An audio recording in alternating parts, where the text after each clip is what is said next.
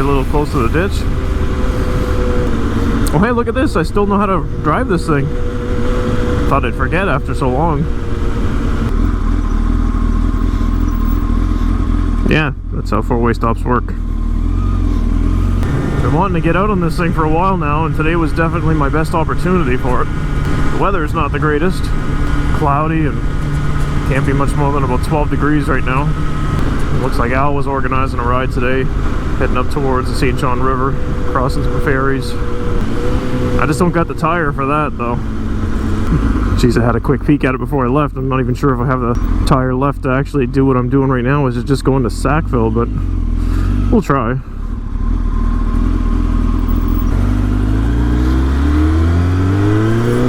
I've already got a new rear S22 sitting in the garage waiting to go on this, but can't leave that much rubber laying on the table, right? Use it all. Pay enough for it. You got to get the miles out of it. I can't even remember what I have or have not recorded yet this year at this point, but things might look a little different right now. It's because we've actually switched out cameras here. I don't know if you can see that.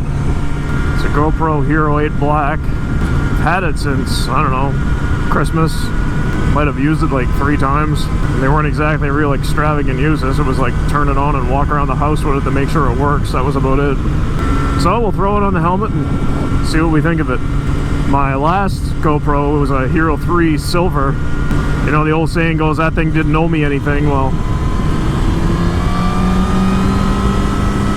that thing really did not owe me anything because I got it for free. I won it in a contest at a local dealership. I suppose over the years it actually made me a few bucks. So we'll at least put it in temporary retirement while we test this one out. The newer GoPros weren't real popular for motorcycle use because unless you want nothing but blasting wind noise, you had to use all kinds of weird GoPro adapters that just don't fit on a helmet very well and just hard to rely on. I think it's pretty agreed upon now that GoPro makes, as far as the quality of video and audio and stuff that you get out of a GoPro, it's very good. I mean, it's hard to compete with it, but as far as the dependability of their equipment, I think they leave a lot to be desired. So when you start adding in other peripherals like these mic adapters and all kinds of nonsense like that, then makes it a little harder to trust.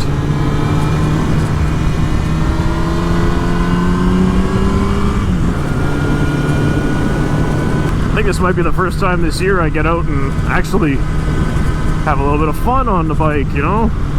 I've been on a couple times on the Nighthawk and the KLX, even this one once already. Mostly just cruising around, riding to work.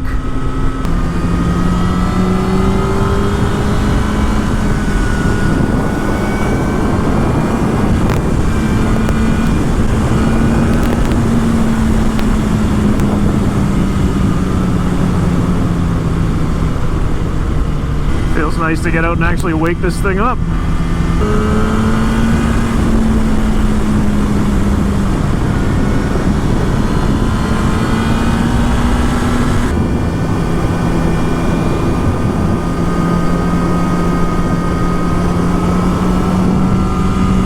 I also got to remember that my tire's not in the best shape, but I guess if I'm leaned over, it's not wearing out the bad spot, right?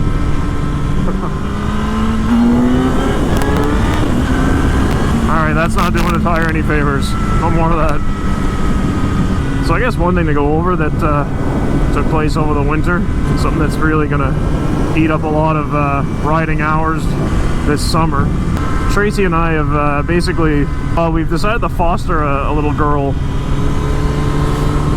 She's been staying with us kind of off and on since the new year, but I guess as of a month or two ago it was more full-time, and then as of just the other day it became an actual signed agreement through, you know, social development, I guess.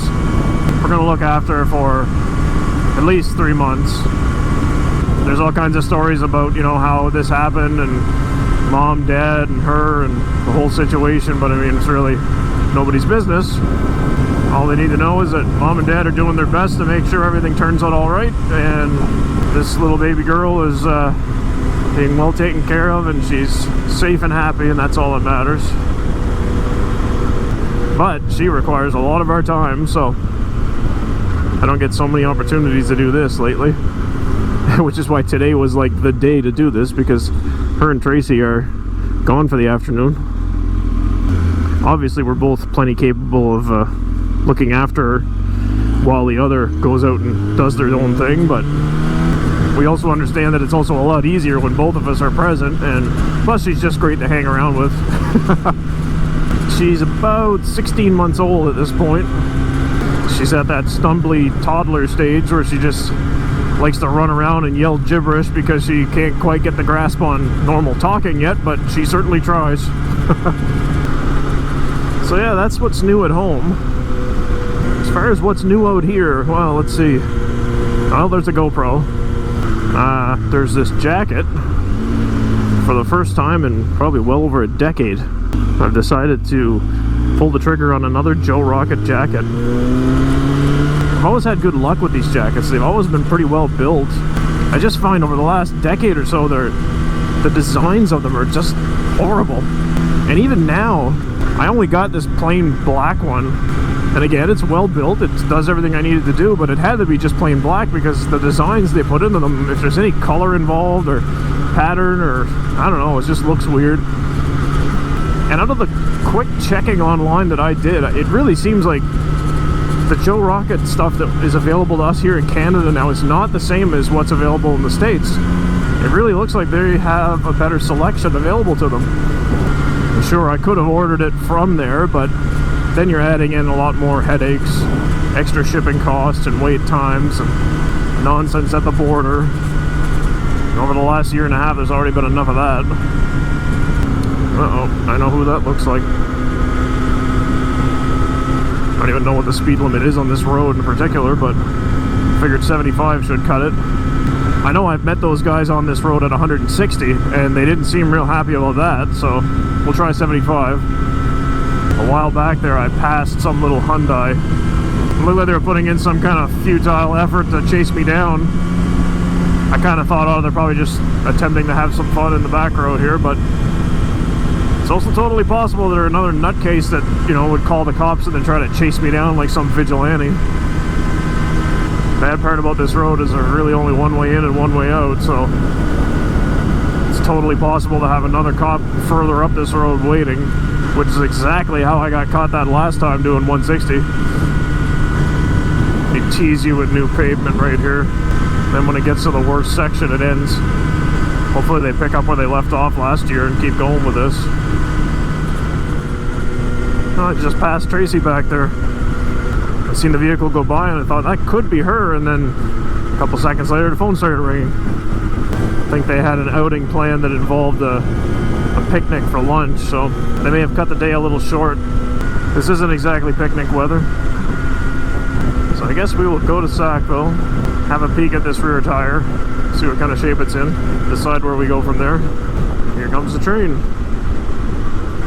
I think this is the first time I've ever come through here and seen a train on the train tracks. Or anywhere else for that matter.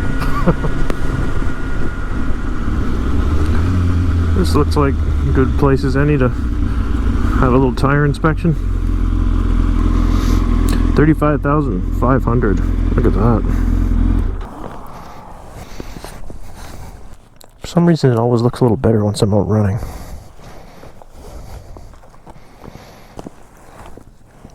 No, not good.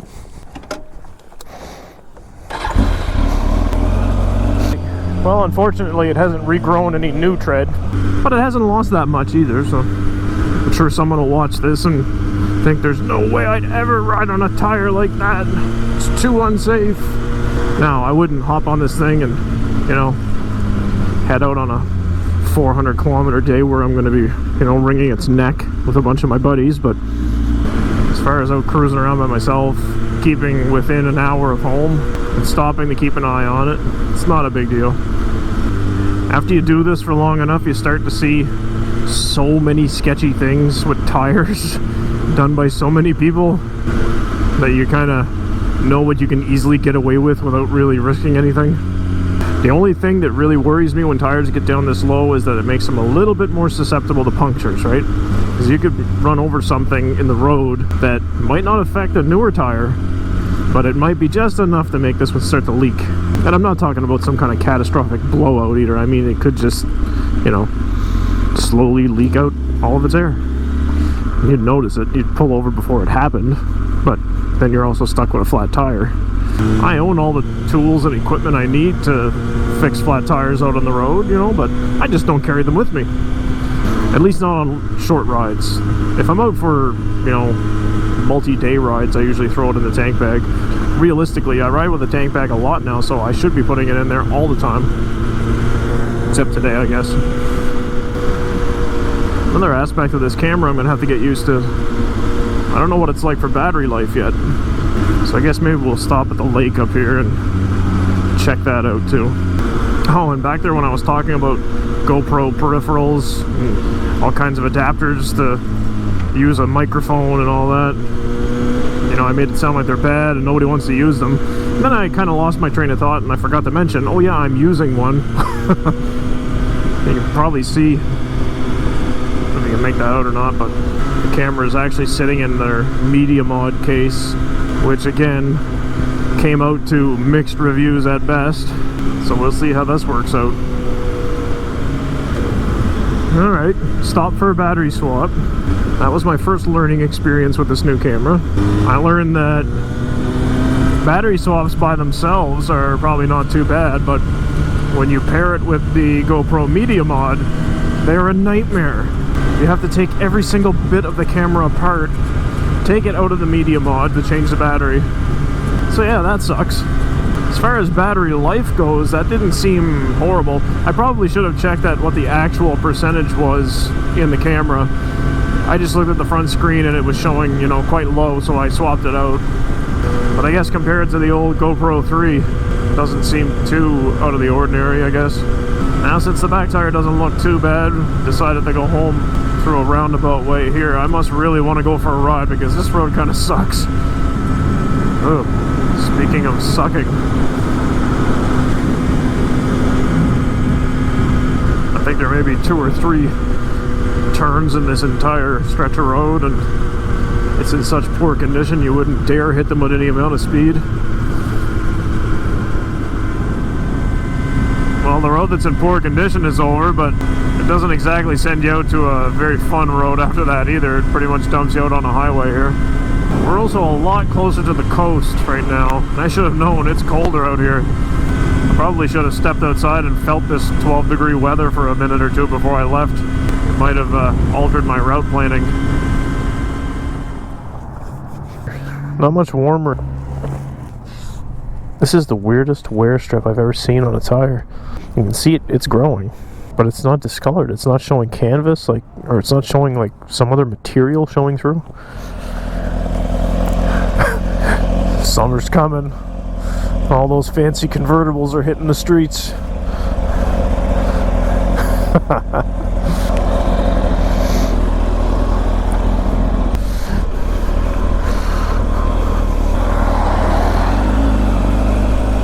Well, it's a quick stop to warm up. Well, you don't warm up very much, just kind of sitting out in the parking lot. I think we'll bring this video to a close and I'll just try to get the heck home and warm up some.